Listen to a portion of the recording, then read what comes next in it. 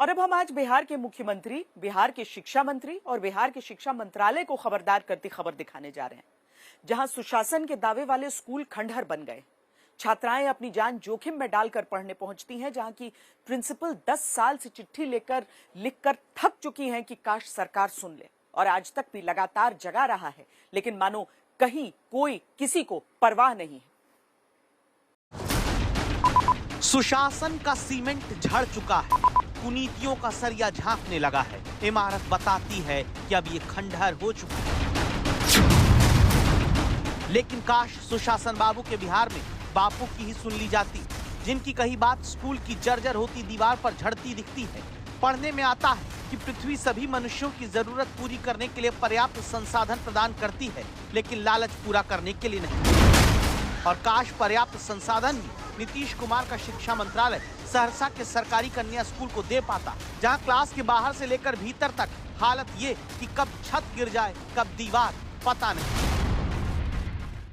ये बिहार है जहां पर 5 साल में 3 सरकार बनाना तो बेहद आसान है, लेकिन बच्चों का जहां पर भविष्य बनता है उस स्कूल का निर्माण करना या फिर जो स्कूल जर्जर हालत में है उसको ठीक कराने में वर्षों लग जाते हैं, और कभी कभी तो वर्षों बीत जाने के बाद भी उस जर्जर स्कूल की हालत नहीं सुधरती है। और शायद इसलिए क्योंकि किसी को इसकी परवाह ही नहीं है। संवाददाता रोहित सिंह इसलिए ये कह रहे हैं क्योंकि यहाँ किसी को परवाह नहीं है।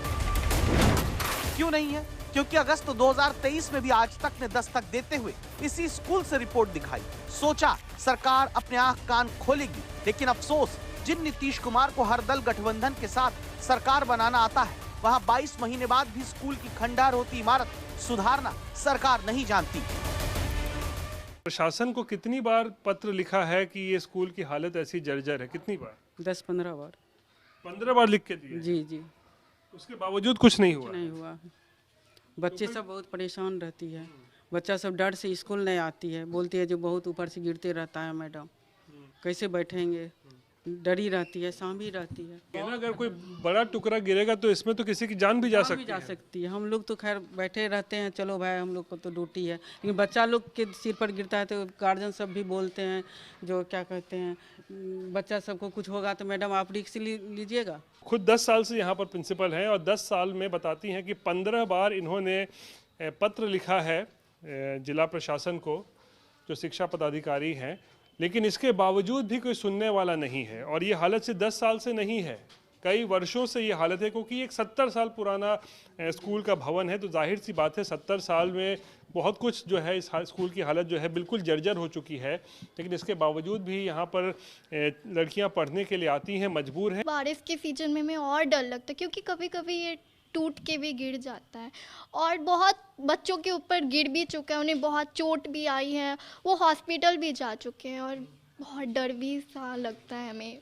हम लोग का बुक बैग भीग जाता है, हम लोग को ऐसे में डर भी लगता है, बहुत लोग को चोट भी लग गया है। मैम सर परेशान रहते हैं इस हालत के कारण।